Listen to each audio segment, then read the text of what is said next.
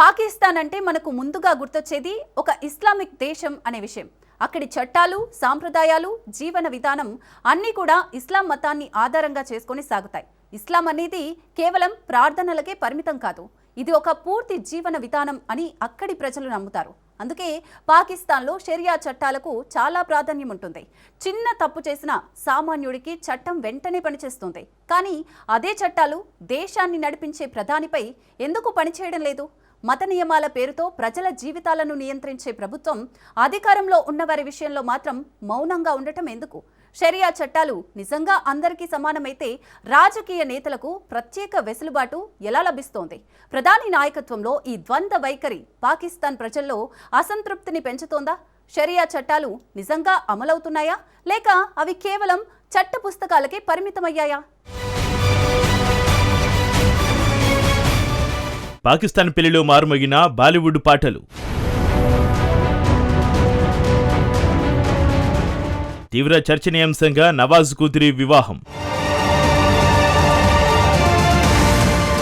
హిజాబ్ గిజాబ్ జాంతానయ్య అంటూ స్టెప్పులు. పాకిస్తాన్ ఒక ఇస్లామిక్ దేశం అనే విషయం ప్రపంచానికి తెలిసిందే. అక్కడి చట్టాలు, సామాజిక ఆచారాలు, రోజువారీ జీవన విధానం అన్నీ కూడా ప్రధానంగా ఇస్లాం మతాన్ని ఆధారంగా చేసుకుని రూపొందించబడతాయి. ఇస్లాం అనేది కేవలం ఒక మతం మాత్రమే కాదు, అది ఒక సంపూర్ణ జీవన విధానం అనే భావన పాకిస్తాన్ సమాజంలో బలంగా నాటుకుపోయింది. అందుకే అక్కడ మత నియమాలను గౌరవించడం అత్యంత ముఖ్యమైన బాధ్యతగా చాలా మంది భావిస్తారు. మతానికి విరుద్ధంగా ప్రవర్తిస్తే చట్టపరమైన చర్యలు మాత్రమే కాకుండా సామాజికంగా కూడా తీవ్ర వ్యతిరేకత ఎదురవుతుందనే నమ్మకం ఉంది. పాకిస్తాన్లో సాధారణంగా మతపరమైన విషయాల్లో చాలా కఠినంగా వివరిస్తారు. దుస్తుల ఎంపిక నుంచి సంగీతం, వినోద కార్యక్రమాల వరకు చాలా విషయాల్లో మత నియమాలు పాటించాల్సిందే అనే అంచనాలు ఉంటాయి. ముఖ్యంగా పెళ్లిల వంటి సందర్భాల్లో ఇస్లామిక్ సంప్రదాయాలు తప్పకుండా పాటిస్తారు. మహిళలు హిజాబ్ లేదా తల కప్పుకునే దుస్తులు ధరించడం, పురుషులు ఇస్లామిక్ టోపీలు పెట్టుకోవడం, సంగీతం, నృత్యాన్ని చాలా పరిమితంగా ఉంచడం వంటి ఆచారాలు సాధారణంగా కనిపిస్తాయి. ఇలాంటి నేపథ్యం ఉన్న దేశంలో ఇటీవల జరిగిన ఒక వివాహ వేడుక మాత్రం అందరి దృష్టిని ఆకర్షించింది. పాకిస్తాన్ మాజీ ప్రధానమంత్రి నవాజ్ షరీఫ్ కుమార్తె వివాహం అనేక కారణాల వల్ల చర్చనీయాంశంగా మారింది. ఈ వివాహంలో పాటించిన ఆచారాలు, ఏర్పాట్లు, వేడుకల నిర్వహణ పాకిస్తాన్లో సాధారణంగా కనిపించే మతపరమైన సంప్రదాయాలకు భిన్నంగా ఉండడం ప్రజలను ఆశ్చర్యానికి గురిచేసింది. ఈ వివాహ వేడుకలో మహిళలు చాలా మంది హిజాబ్ లేకుండా పాల్గొన్నారు. పురుషులు కూడా సాధారణ ఇస్లామిక్ టోపీలు ధరించలేదు. సంగీతం, నృత్య కార్యక్రమాలు పరిమితంగా కాకుండా చాలా స్వేచ్ఛగా జరిగాయి. బాలీవుడ్ పాటలు అతిథులు ఉత్సాహంగా డాన్స్ చేయడం వేడుకను మరింత ఆకర్షణీయంగా మార్చింది. అంతేకాదు, ఈ పెళ్లిని ప్రత్యక్ష ప్రసారాలు చూపించడం కూడా పెద్ద చర్చకు దారితీస్తుంది.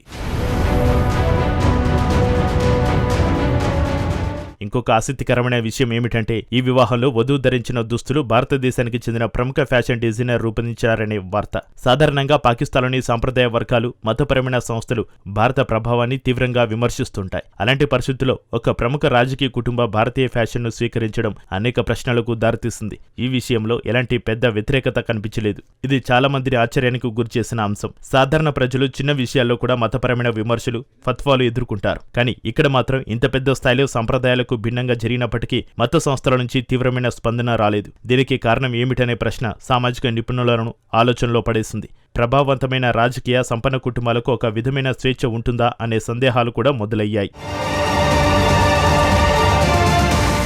అయితే ఈ చట్టాలను కొన్నిసార్లు వ్యక్తిగత విరోధాలకు, రాజకీయ ప్రయోజనాలకు ఉపయోగిస్తున్నారనే విమర్శలు కూడా ఉన్నాయి. పాకిస్తాన్ యువతలో షరియా చట్టాలపై భిన్నమైన అభిప్రాయాలు ఉన్నాయి. కొంతమంది యువత సాంప్రదాయ ఇస్లామిక్ విలువలను గట్టిగా నమ్ముతారు. మరికొందరు ఆధునిక జీవనశైలి, వ్యక్తిగత స్వేచ్ఛలను కోరుకుంటారు. సోషల్ మీడియా, విదేశీ ప్రభావం వల్ల యువత ఆలోచనలు మారిపోతున్నాయి. ఇది భవిష్యత్తులో షరియా చట్టాల అమలుపై ప్రభావం చూపే అవకాశం ఉంది. రాజకీయంగా చూస్తే షరియా చట్టాలు పాకిస్తాన్లో ఒక శక్తివంతమైన అంశం. రాజకీయ పార్టీలు మత విద్వేగాలను ఉపయోగించుకుని ప్రజలను ఆకర్షించే ప్రయత్నం చేస్తుంటాయి. కొన్నిసార్లు మత సంస్థలు ప్రభుత్వ నిర్ణయాలపై ప్రభావం చూపుతాయి. దీంతో పాలకులు మతం మరియు పాలన మధ్య సున్నితమైన సమతుల్యతను పాటించాల్సి వస్తోంది. ఈ వివాహం షరీఫ్ కుటుంబ రాజకీయ ఇమేజ్పై కూడా ప్రభావం చూపింది. ఒకవైపు సాంప్రదాయవాద రాజకీయ నేపథ్యం ఉన్న కుటుంబం, మరోవైపు ఆధునిక జీవనశైలిని ప్రదర్శించడం ద్వారా వారు తమను కాలానికి అనుగుణంగా మారుతున్న కుటుంబంగా చూపించగలిగారు. ఇది పాకిస్తాన్ రాజకీయాల్లో కొత్త సందేశాన్ని పంపింది. సాంప్రదాయం మరియు ఆధునికత రెండింటినీ కలిపి చూడడానికి రాజకీయ నాయకులు ప్రయత్నిస్తున్నారనే భావన ఏర్పడింది. సామాజికంగా చూస్తే ఈ వివాహం పాకిస్తాన్ యువతపై కూడా ప్రభావం చూపింది. ప్రస్తుతం పాకిస్తాన్లో యువతకు అధిక విద్య, సోషల్ మీడియా పరిచయం, విదేశీ సంస్కృతుల ప్రభావం ఎక్కువగా ఉంది. వారు వారు సాంప్రదాయాల కంటే వ్యక్తిగత స్వేచ్ఛ, ఫ్యాషన్, సంగీతం, జీవనశైలిపై ఎక్కువ ఆసక్తి చూపుతున్నారు. ఈ వివాహం యువతకు ఒక రకమైన ధైర్యాన్ని ఇచ్చిందని కొందరు భావిస్తున్నారు.